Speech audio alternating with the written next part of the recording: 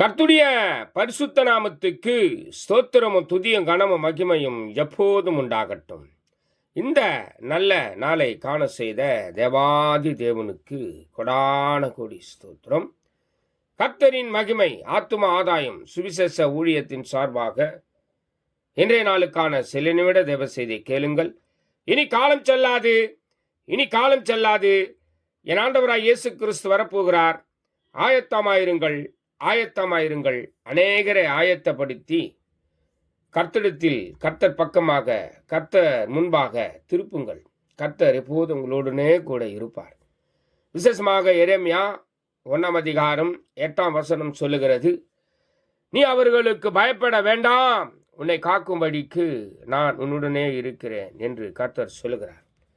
யாரை குறித்தும் எதற்காகவும் எந்த காரணத்துக்காகவும் நீங்கள் பயப்படாதீர்கள் என்று கர்த்தர் சொல்லுகிறார்.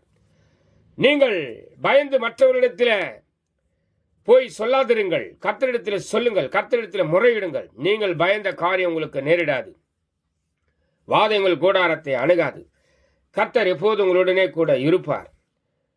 அவர் உங்களை விட்டு விலகுவதும் இல்லை, உங்களை கைவிடுவதும் இல்லை. நான் உன்னுடனே கூடவே இருக்கிறேன் என்று சொல்லி கர்த்தர் வாக்கு கொடுக்கிறார்.